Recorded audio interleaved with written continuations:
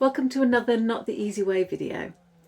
This conversation is between Dr. Peter de Lima from Not the Easy Way and William Costello, who's an evolutionary psychologist. We first connected with Will over a shared interest in free speech and then quickly discovered that both Peter and Will were born and raised in County Galway in Ireland, and that both Peter and Will then moved to live and work in Birmingham.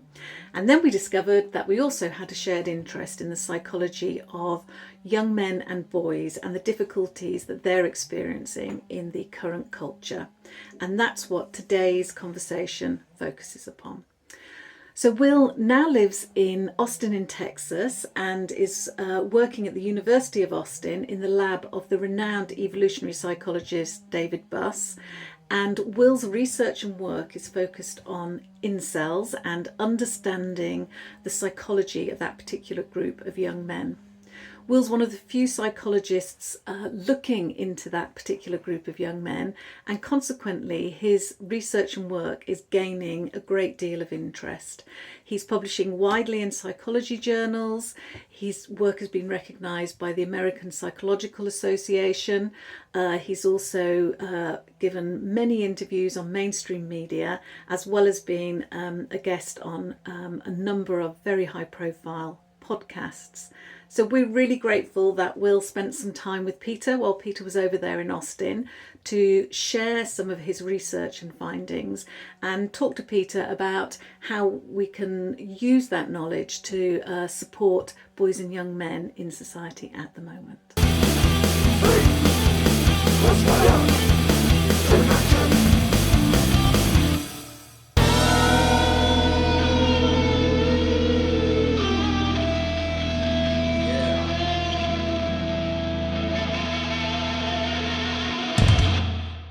Incel stands for involuntary celibate, and incels are a group, online subculture of men who engage in misogynistic online hostility online. They hang out in forums complaining about they form their identity around their perceived inability to form sexual or romantic relationships, and they hang around in forums online engaging in very misogynistic kind of online hostility.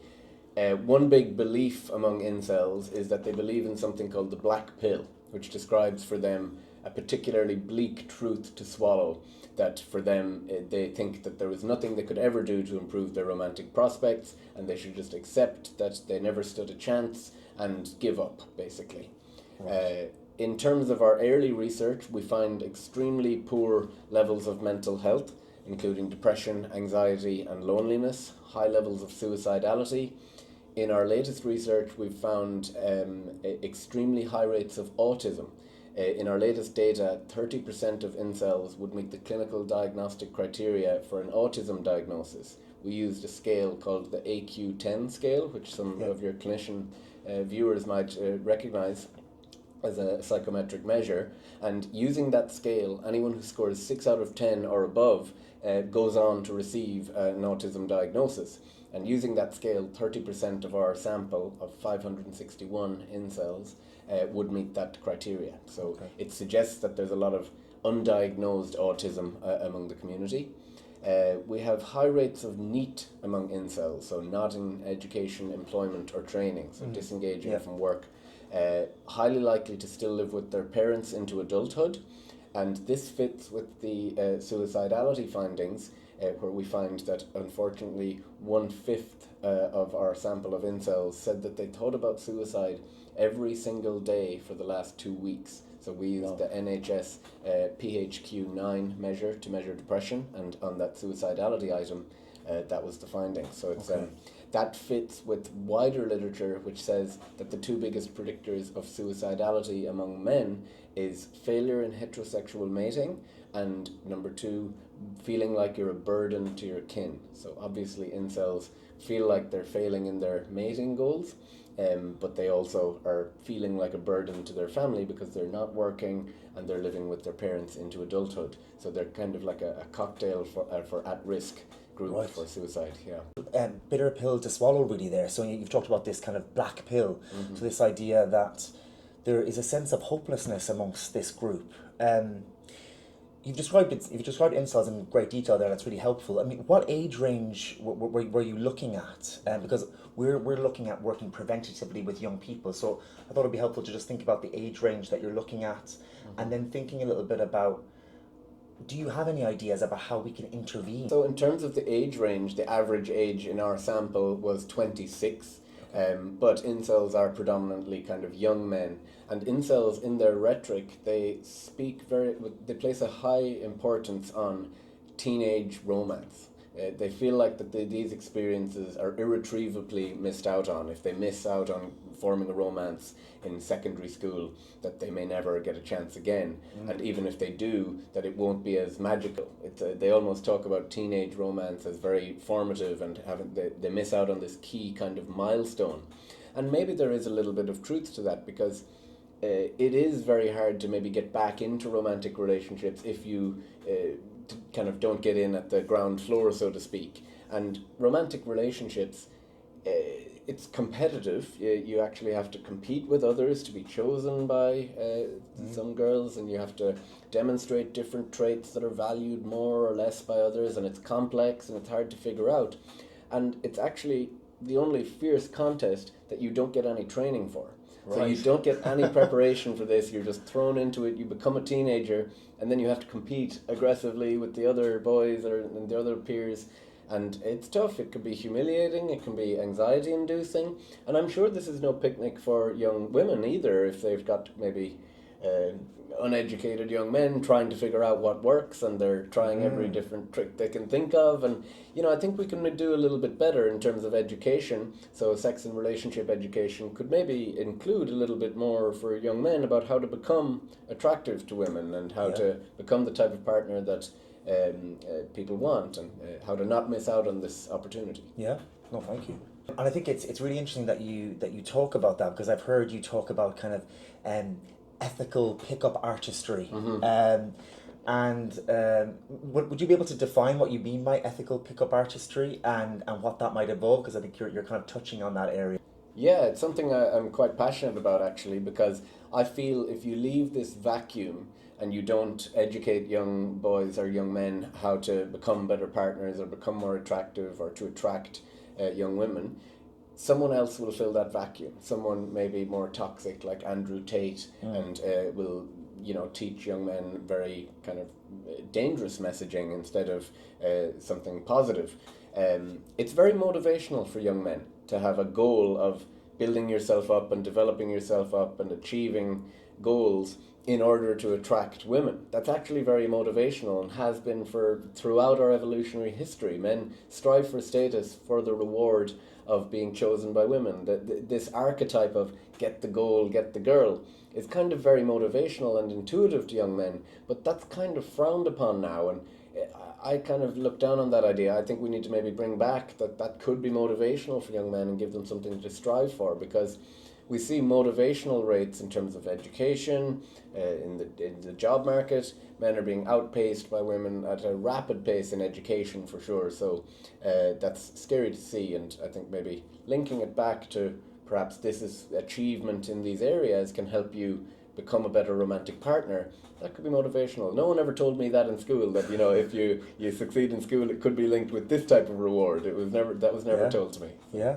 I think it's super fascinating what you're talking about, because it's something that's not talked about in certainly in my profession, about actually how are we equipping young boys to be men. And actually part of being a man is having a romantic partner, and that does start within adolescence. And you're right, we don't get any training on it, and we have to kind of work it out as we go.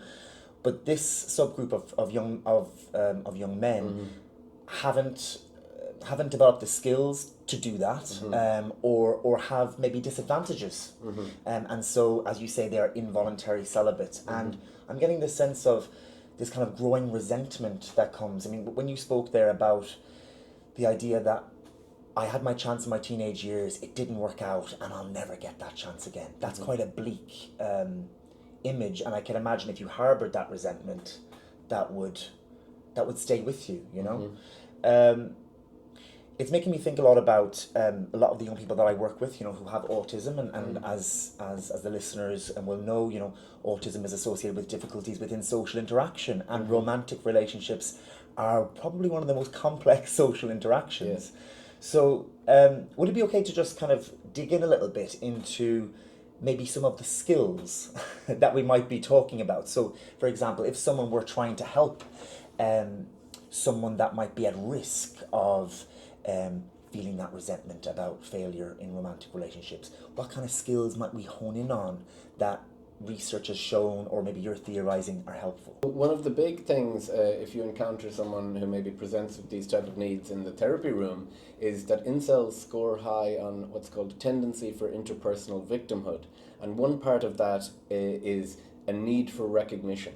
So incels very strongly want you to validate their experience, and they don't get that a lot. So people often, they tell me in interviews that their experiences of therapy are that their problems are dismissed as not real, or that their problems are something else, and they're not feeling heard. So forming a therapeutic alliance with incels and validating their real social pain is very important. In terms of the resentment, I think their resentment or their misogyny can best be summed up with the Jim Morrison song lyric that women seem wicked when you're unwanted. Right. So incels form this kind of misogynistic worldview out of feeling like they're unattractive and unwanted, and they essentially give up. And it's impossible, it's objectively impossible to prove that someone can't form a romantic relationship. So to some extent, being an incel is an embrace of the identity, and that makes me think there are some positives to the incel identity that they're getting instead of participating in the dating market. So with the incel identity, incels get a sense of fraternity with their friends, they get a common enemy, they get a victimhood identity that's very, very popular online now. They get a black and white rubric through which to see the world, and that very much appeals to incels, men with autism. Like you say, people with autism are very prone to black and white thinking, and that completely describes incels' perception of how dating works. There's actually research to show that there's a pickup artist forum to incel forum pipeline of the same users. So the way I can imagine that working is, imagine you're a young man with autism and you're trying to figure out what is the blueprint for success in romantic relationships. You go to pickup artist world and you try the crude tactics you learn from pickup artists, and no big surprise, they don't really work. And then you reach the black and white conclusion, well, I must be incel then. And the dating market is dynamic, it's not very black and white. There's no rule book anymore. And that's kind of pretty novel too. Even in my parents' generation, they would go to dances and there was a formalized thing to do. Whereas now, every woman is different, it's all online dating, it's hard to pick up social cues, and you're responsible for your flirting kind of all on your own. There are no institutions or formalized, ritualized ways to go about this. It's all a kind of a mystery, and people pretend it's a mystery, but you can actually learn what is effective. And I think it's disingenuous for people to suggest, oh, you can't learn about how to cultivate romantic relationships, they just happen. That's, I think, disingenuous to suggest. I think you can help. I think it's interesting that you say that about the dances, because we've been in Austin. Well, I'm in Austin with you, and we did go to a kind of a dance hall, and we did see, didn't we, that kind of natural way of there was a system by which men and women could interact, and actually you could learn that method, and that's why I really see what you're saying, that the complexity has increased as our social interactions have drifted away from those formalities. So I suppose you're talking first and foremost about taking what incels are talking about seriously, validating their concerns, because actually that's a kind of a way in, and that kind of should resonate with most of our listeners, in the sense of that's that unconditional positive regard, and that we should give anybody who comes to kind of work with us or we're working with. Yes. But I suppose, would you be able to talk a little bit about whether that is actually what you experience when you talk about incels or this subculture with people? Whether that unconditional positive regard for these young men who feel marginalized, who feel resentful, and who feel like victims. Do you feel like that is what they are given? Well, I've certainly experienced at various different conferences or what have you, when I talk about the findings that we have, which are quite stark. I mean, the suicidality figures I told you are pretty stark, and it's hard to not be affected by those. I mean, just to recap, 1/5 of incels thought about suicide every day over the last 2 weeks. That's pretty alarming. But it's often not met with that much sympathy. You have, because the misogyny and the hurt is expressed in such an ugly type of way, I think people are very disinclined to give them a sympathetic hearing. And, you know, these are people who are really in social pain, and that looks ugly sometimes. And those are the very people who need that unconditional positive regard. Incels are convinced that society hates them. So I would, as much as possible, try and cultivate rapport with them and try and show them that that's not the case. Prove them wrong about society. And I think something very important for incels to be encouraged to do would be to cultivate broader friendships. So we find that incels are not only sexually and romantically lonely, they're lonely across the board. So we could conceptualize this as a broader loneliness problem. And if the only way you're learning about what romantic relationships or dynamics are like is from the internet, with the kind of extremist content that's designed to just outrage you, then you'll have a very skewed perception of what romantic relationships are like. So cultivating friendships, cross-sex friendships, or even just other friendships would be very important. But like I said, those role model type people, learning about what romantic relationships are like, there are fewer kind of role model figures to do that from anymore. That's super interesting, this idea that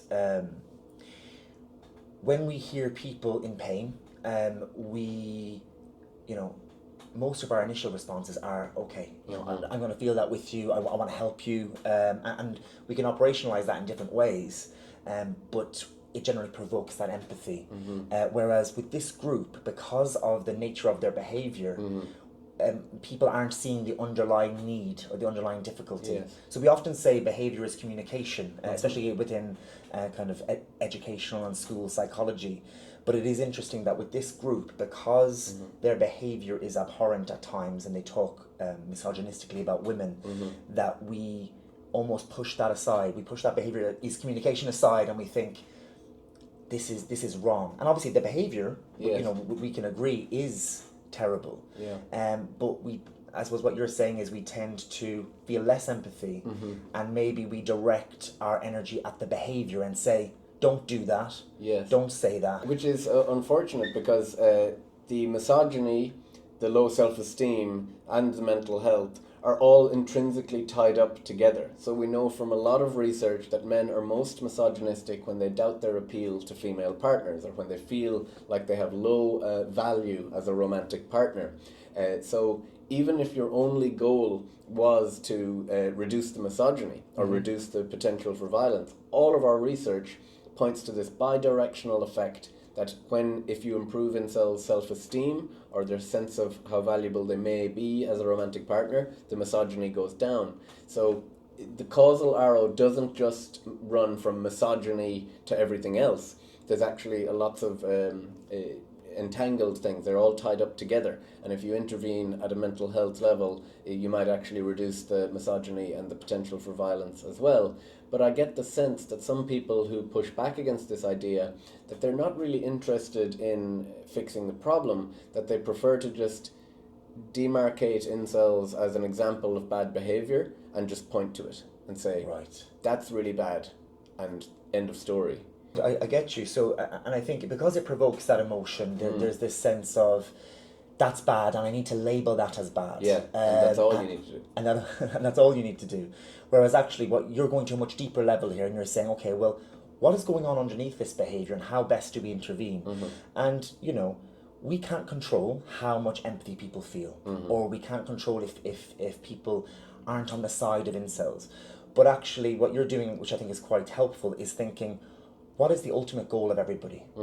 And you're tapping into something here, which is, you know, if people are triggered by misogyny, understandably so. They don't want harm to come to women. Now, if that's their goal, what you're saying is if we really understand and empathize with people who identify as incels, and we try to encourage them in terms of developing themselves, developing their self-esteem, that actually could have a positive effect by them not being so misogynistic in the future. Another thing that I notice with incels and our social attitude towards them is that typically we try to not judge groups by the most extreme actions of a minority within that group. But we're very happy to do that about incels. It actually is, even the most of the misogyny that's expressed in the online forums is produced by just 10% of incels. So yes, there could be tacit agreement from people who don't post very often, but it could be that just a really extreme minority and a more extreme minority are the ones who turn violent still. So, we typically try to not do that with groups, but we're very quick to do that with incels. And we typically try and prop up groups that are marginalized, but this type of social pain, because it's sexual exclusion or romantic exclusion, is not really, we're not comfortable addressing that as a type of social pain. And I hear people say to me, well, why don't incels just simply care about something else or care about other things? And I think that's very easy to say, but it's quite difficult. I mean, if we all are honest with ourselves, we're all very concerned with romantic relationships. We're a sexually reproducing species. That's how we all got here. And, we romantic relationships, we write poetry about it, we build billion-dollar industries about it, we go to war over it. It's big business, it's a real important thing. So it's a real type of social pain to feel like you're excluded from that. You're right. I think you're right, and I think it's very easy to say to someone, essentially what you're saying there is get over it. Yeah. Actually, okay, you're not successful in love or romance. Find something else to do. But I suppose what you're tapping into there is the importance that that all people, not just this group incels, kind of, I suppose, the importance that they give to it.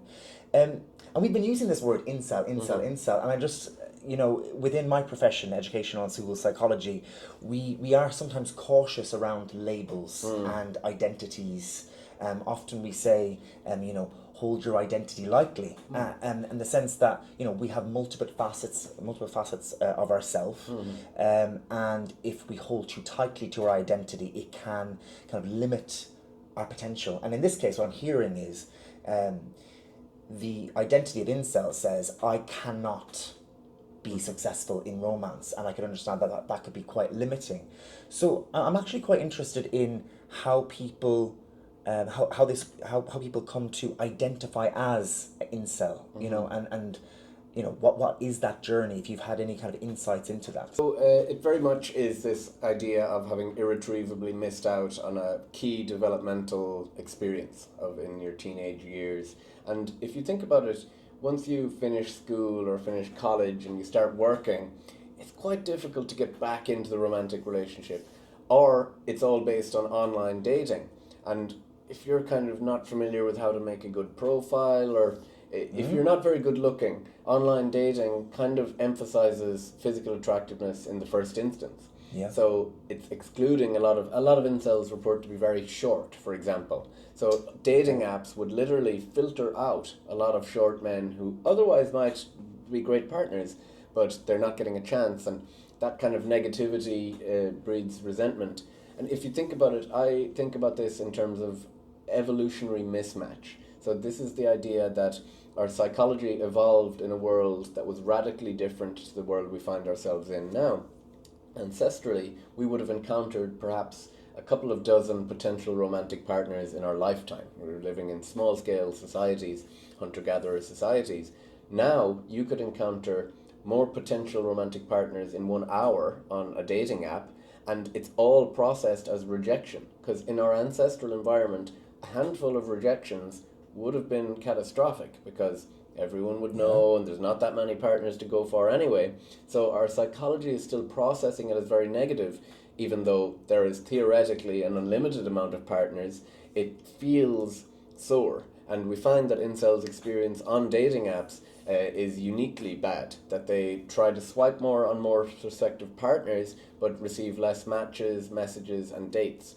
So there's an opportunity for intervention. That's definitely something we could all probably create better dating app profiles, myself included. But that could be a school intervention. How do we design a good dating app? And that's pretty benign. It doesn't have to be and the girls can help you out and understand. And I think that would be a fun activity that young people would engage in and really helpful. You've highlighted something very important there, that actually there is a reality that some of these people and young men may be experiencing. So, for example, height is a fixed characteristic. You can hang yourself off a bar. I don't know, do that. I've seen, but I don't think that's actually going to change your height.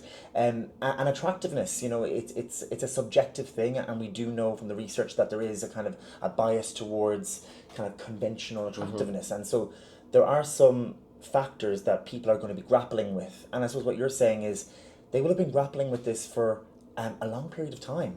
And I suppose in adolescence, it might have been hard for them. Then they go into the kind of modern dating market, the meat market really, and then aren't being successful. So, but I'm kind of interested in this sense of, we've talked about black and white thinking, and this idea that, someone might be saying to themselves, an incel might be saying, I'm too short to get a girlfriend, for example. And actually that could be an example of kind of all or nothing thinking. Because I'm so short, there's no way that any girl is going to be interested in me. But actually, we know that that's not the case, that actually female sexuality, and, at a group level differs to male sexuality. And I suppose maybe it could just be interesting for the listeners to understand, what could be some of the psychoeducation that could be provided to young people struggling with this, about the dating market, about romance and attracting a mate, attracting a female in particular. That could be helpful. What I would say is that humans care very much about status hierarchies, and in the past there was fewer status hierarchies, whereas now with the online world you can create multiple different status hierarchies and find your own random niche. And I would encourage incels to maybe try and zero in on a narrower niche where they could be somebody. So take myself, for example. I'm not going to be very successful if I go to Miami and try to go to Muscle Beach and try to pull one of the muscle girls there. That's not my area. But if I go to an academic conference, I might ask an interesting question, and then in the drinks after, I might be successful. So you zero in on your area, so figure out what your kind of niche is. That's very important. But yeah, incels do have the black and white thinking about something like height, and they believe that it's never going to be overcome. And they kind of, you and I might think, okay, your height might put you at a disadvantage, but if you try enough times, you will succeed. And that's probably true, but that's a lot of pain to go through. So you and I might say, oh, you try a lot to be romantically successful, you need to try and go through a lot of rejection, and yes, it hurts and it's humiliating at times, anxiety inducing, but you and I might say, oh, it's worth it on the other side, to cultivate a relationship, it's so good once you get it.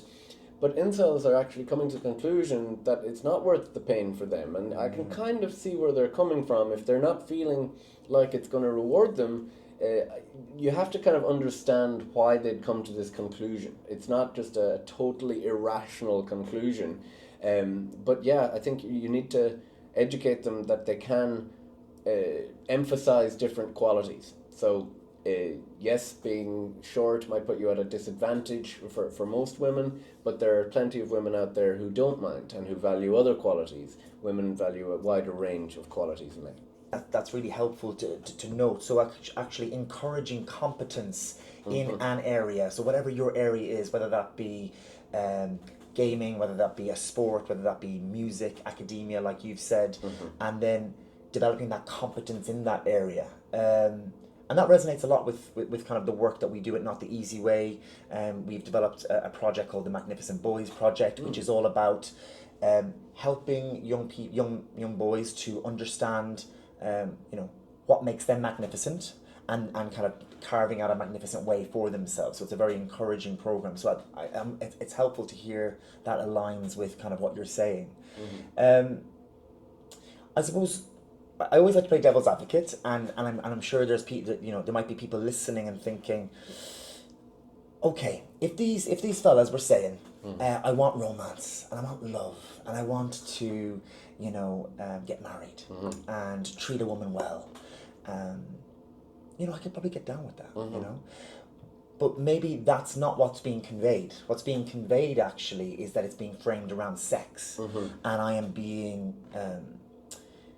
you're not giving me the sex that I want, essentially. And so I'm kind of just I suppose I'm trying to stand in the shoes of maybe a woman hearing this, or someone that kind of aligns a lot with feminism and would kind of feel very feel very provoked by that. And so I just wondered, and I don't really know if it's a question, but I just wondered what you thought of that, this idea that the frame is around sex rather than romance, and how we grapple with that. Yeah, I think incel rhetoric is very based around sex, and they have high level of desire, and there's a massive discrepancy between their desire and their behaviour. And we know from the literature that always causes resentment. When you have a high level of a want, you feel far away from it in your behaviour. But there are many incels who talk about the former, you said, that they do want that. There's a research being done on every incel is eventually perhaps encounters unwanted childlessness or unwanted fatherlessness, or not becoming a father, and that's later in life that kind of feeling like you've missed out will come online. But young men are going to zero in on the sexual element of it. But the sexual element is not just the sex, it's being selected, it's being chosen, it's being validated by society, by a woman wants me, and that's a huge, in our literature we find that your sense of self-perceived mate value as a man is a direct proxy for self-esteem. It almost tracks exactly the same. So how valuable you feel as a romantic partner is just your overall self-esteem.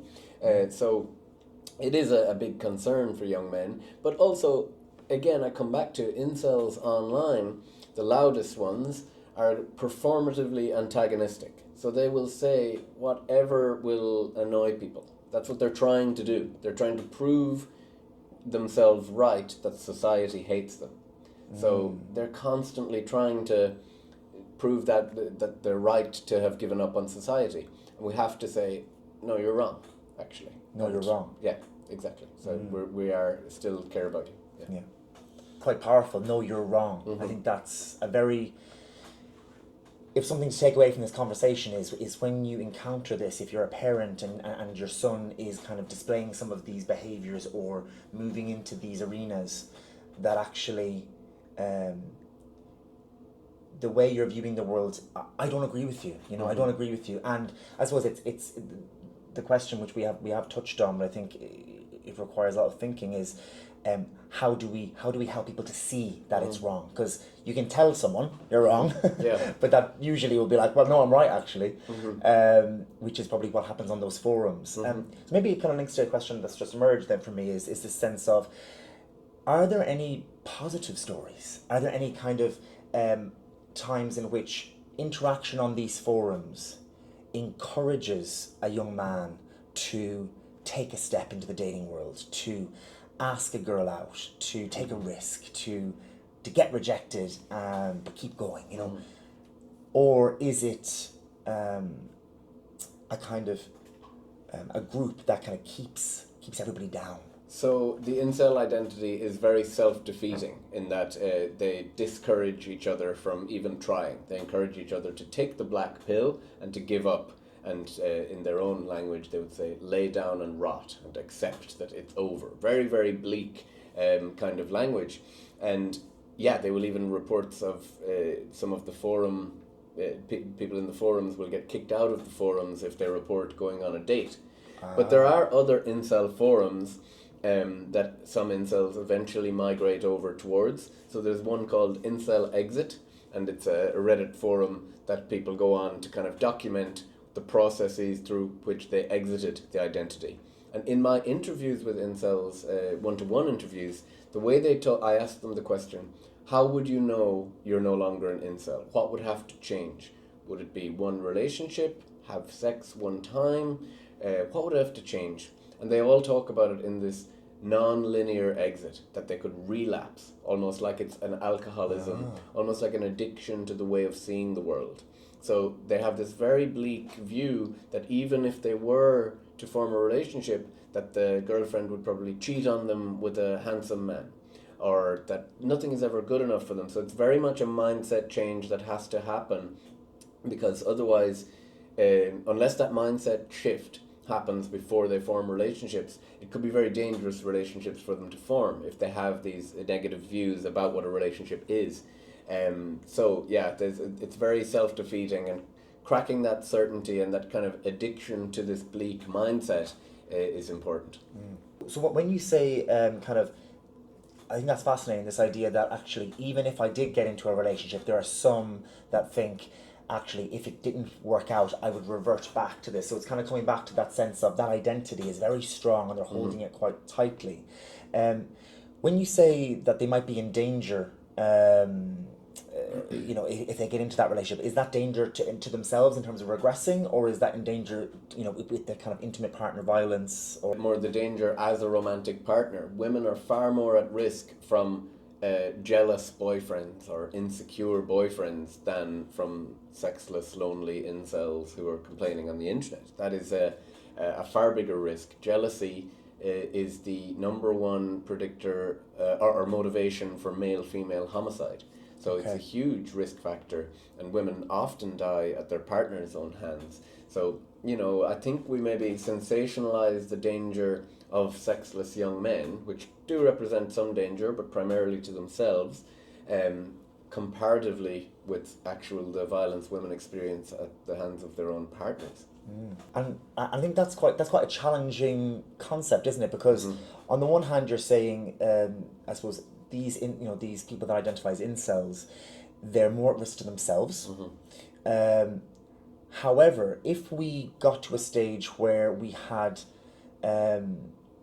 incels being encouraged to be in relationships, but then still harboring some of those insecurities, they could actually then potentially pose risk within those relationships. Yeah. And so,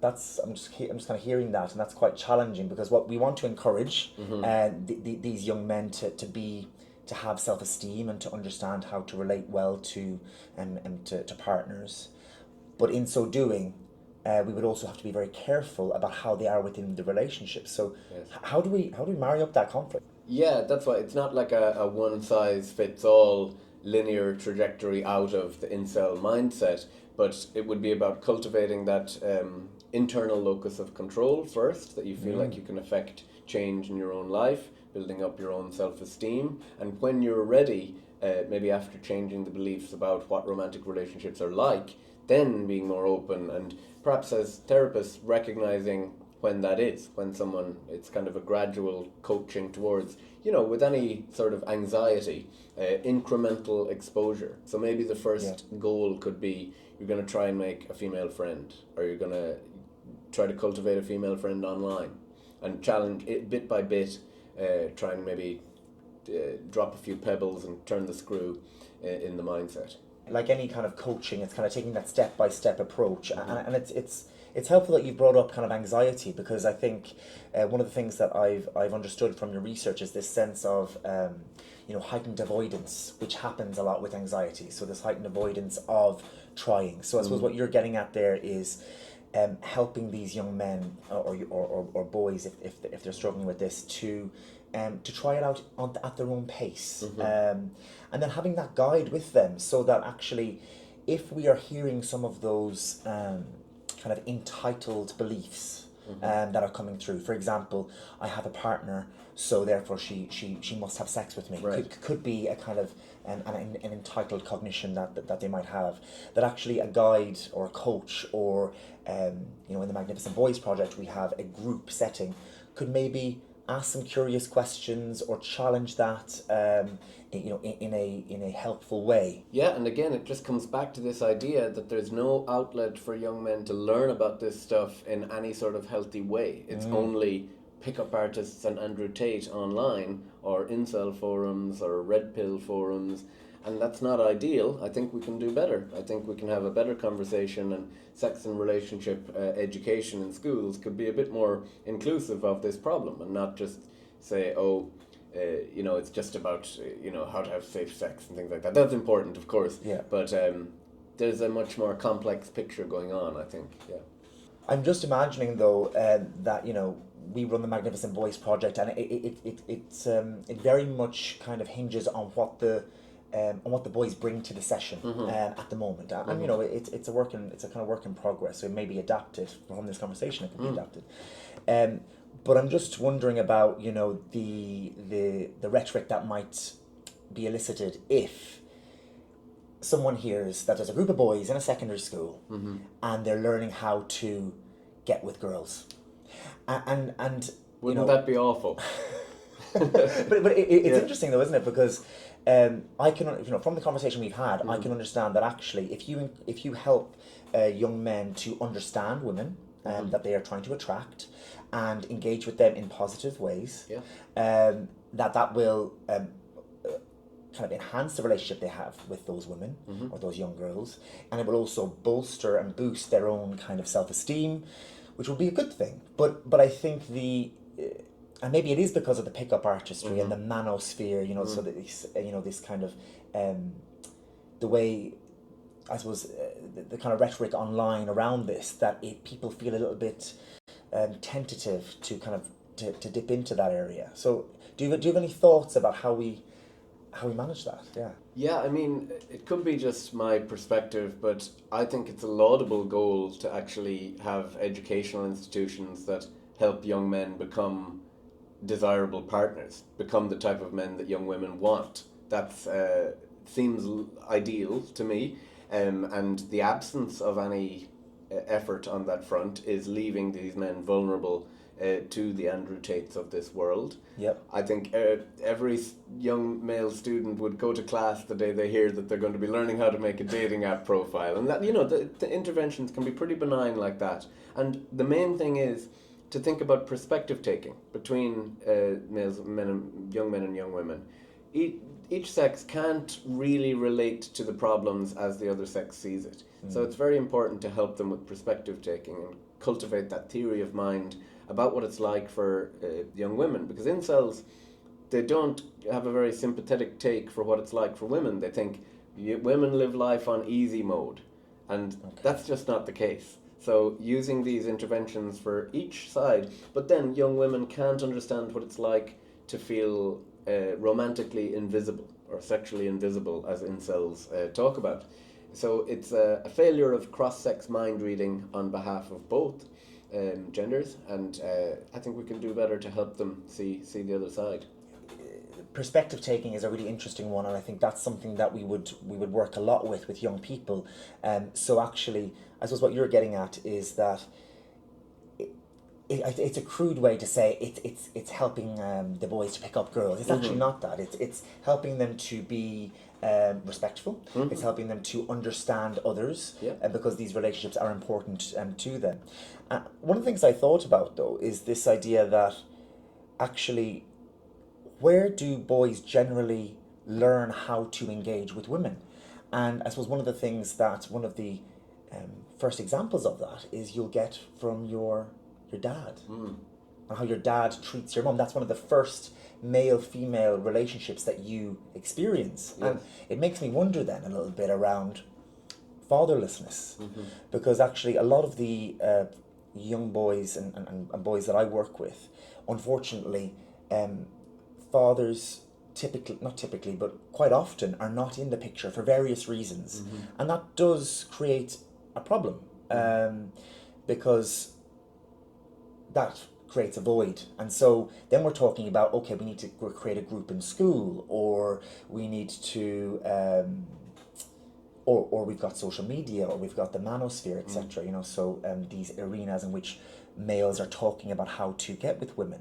So I wondered, did fatherlessness or the lack of male role models come up at all in your work? So we didn't actually measure fatherlessness, although I know it's something that incels talk about quite a lot. In our future work we will measure it. I would be surprised if it doesn't come up as a factor for the very reasons you described. And also just smaller families in general. So you may not have a father figure, but you're very highly likely to not have an older brother anymore. A lot of just one-child families now. And, you know, whatever about from your father, it was certainly from your older brother you might learn some things on this front, for better or for worse. But there was some sort of role modelling, and now the role models seem to be on the internet, and there's a lot of bad ones out there, so we need to be careful and offer a healthy alternative. And that's not just a warning about the dangers of these influencers online, because that will make them very attractive to young men. If you just say, oh, look at these dangerous people, you just have to give them actually good alternatives to follow as well, that they can relate to, and that aren't just going to tell them, you know, everything that's wrong with their toxic masculinity and they'll just let it in one ear and out the other. It's not a very enticing message to send them. I suppose what you're highlighting there is the need for genuine, positive male role models. Yeah, it can't just be telling you what to do. It's got to be someone that almost can show how I can engage with the opposite sex in a positive way. We've talked a lot about kind of heterosexual relationships, and I suppose I'm quite curious. Did it come up at all that any of the incels were gay or bisexual, or is this a phenomenon that also occurs within same-sex relationships? So it primarily occurs in gay male relationships when men become much older, because in gay relationships a lot of emphasis is put on youth and physical attractiveness, kind of like men put a lot of emphasis, heterosexual men put a lot of emphasis on women's youth and attractiveness too. So gay incels tend to be a little bit older. Heterosexual incels tend to be that younger man that's when you're most resentful, when you're a young man, because the women your own age are somewhat interested in you, but they're definitely interested in the older guys, and they're definitely not interested in anyone younger. So take when you're 20. There's no 25-year-old woman that's interested in you. There's maybe some 20-year-olds. But when you're 26 or 27 as a man, the 21-year-old women are interested in you, and the 29-year-old women might be interested in you. So you might actually even age out of being an incel just by getting into an older bracket, which is interesting. But tends to be a younger man's problem. That's when young men are most resentful about their lack of romantic prospects. And one of the things that I've heard you talk about is kind of young man syndrome, or the kind of the usual behaviours we associate with young men, kind of risk taking, doing outlandish things to impress others, or to enhance their kind of sexual chances or their romantic chances. I wondered around that and how it interacts with this, the behaviours of incels. So is that something that you're seeing amongst incels, or less so? So there's robust research from evolutionary psychology about the young male syndrome, and that's this idea that young men without a partner have elevated risk-taking, status striving, and they're trying to kind of show off and take risks, because throughout our ancestral environment, those behaviours would have got you a mate. You could have, it was a lot different. A lot of those behaviours now might get you landed in jail, for example, but it was different in our ancestral environment.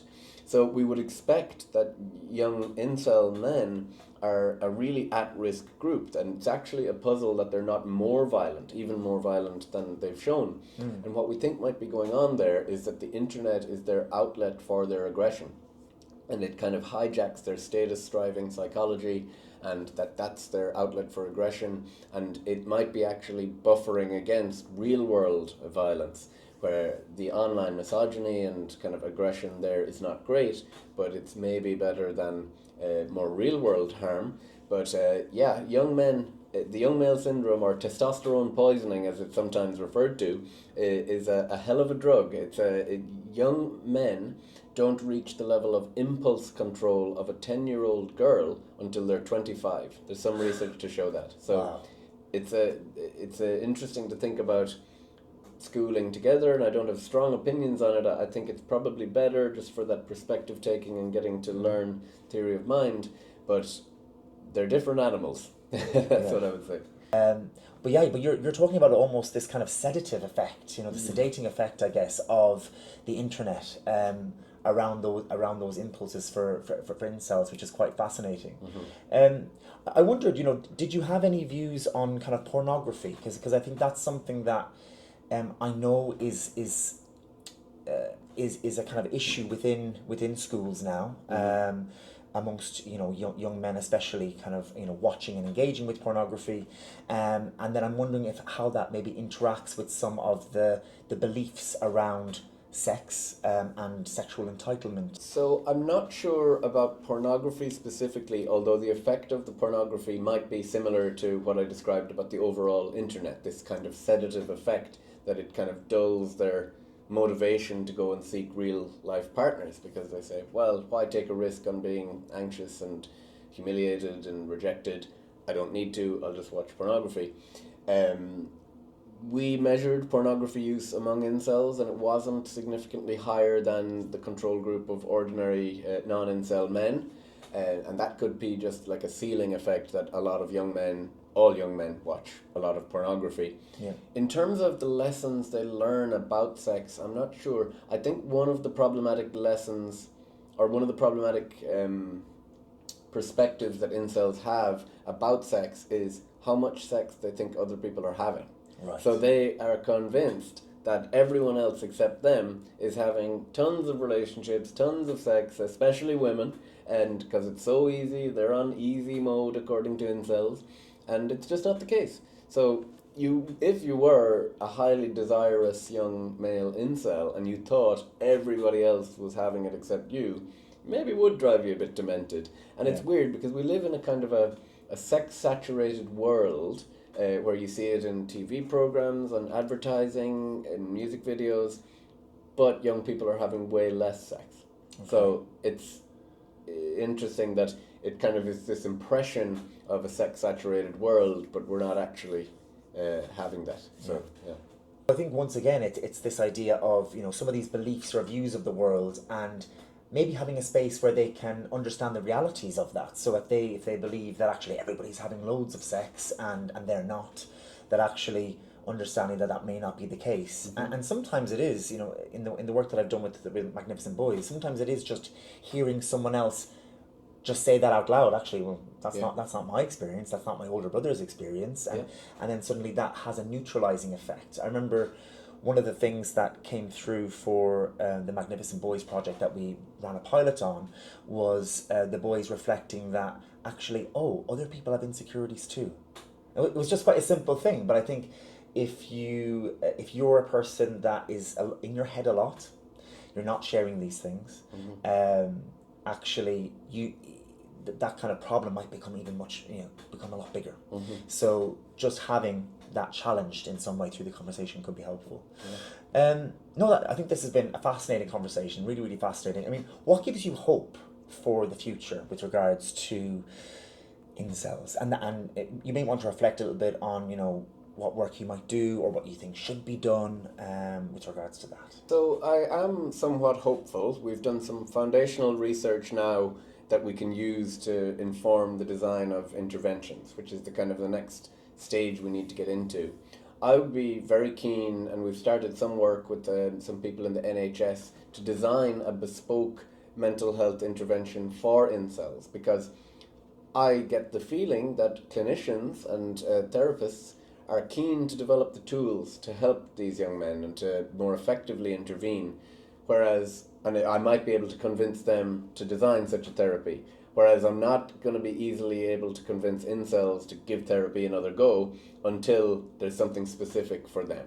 So I think reverse engineering this idea of, well, let's build it and then they will come, rather than trying to beat incels over the head and say, why won't you talk to therapists? Well, they tell us they have a terrible experience. So I think we need to go back to the drawing board there.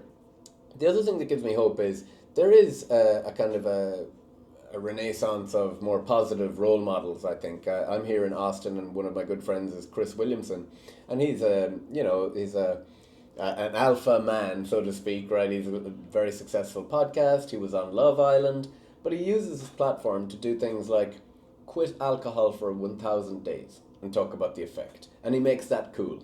I think that's great. So he's a positive role model, and I would champion him as much as I can. And that's a lot more healthy than the Andrew Tate's, and it's still, he really tries to actually understand the struggles that both sexes are having in dating relationships and tries to get to the bottom of it. And he champions and role models and intellectual curiosity and self-reflection and healthy communication. So I think he's an example of, and there are others like him that serve as better role models, and I think that's crucial. No, I absolutely love that. So this idea of, instead of berating the young men or boys that are not accessing or not engaging with our approaches that we're giving, is actually building something that will suit them, and that's that's kind of part of the reason that we've developed the work we have, and are talking to you, because I think this is what needs to happen, isn't it? Because incels actually will talk when you provide an appropriate platform for them to do so. Every time I talk about my research, everyone looks at me bewildered, as in, how did you get 561 incels to talk? How did you get that sample? And you just engage them with good faith, and we made a website and we made a mission statement talking about how our research was not out to demonize incels. We also were able to pay incel participants, but interestingly, a lot of them didn't want to take the money themselves to participate. They wanted to donate the money to men's mental health charity Movember. So I think it was like half of our participation funds went towards Movember, which, that makes a news story in and of itself. Who knew incels were such a charitable bunch? But we thought that Movember was an appropriate charity because of the stark mental health findings. So I think if you did build a bespoke therapy and advertised it to incels, a safe kind of space for them to come and talk, I think they would. That's brilliant, because it's the sense of what we talked about at the beginning, the unconditional positive regard. And if we start there, we build something that they will engage with. Yeah, absolutely. So, and then obviously you've talked about kind of role models. That actually there are role models out there like Chris Williamson that boys can look up to, or young men can look up to, and that could be helpful as well. No, thank you. I mean, once again, I could continue talking to you, and maybe we'll have another conversation further down the line. We have a similar mission. We want to help young people, young men, young boys who are struggling or having difficulty, and maybe we could even kind of collaborate on an intervention for sure. But if people want to find you, if they want to understand how to get in touch or support your work, can you just let people know where they could do that? Yeah, like most academics, I spend far too much time being terminally online on X, or formerly known as Twitter. So my platform there, my handle is @CostelloWilliam. And if you're interested in what I have to say about this topic, there's loads more interviews of mine on YouTube. If you just type in William Costello Incels, you can fill your boots with William Costello content. No, thank you very much, William. It's been an absolute pleasure, and thank you very much for the work that you're doing. All right.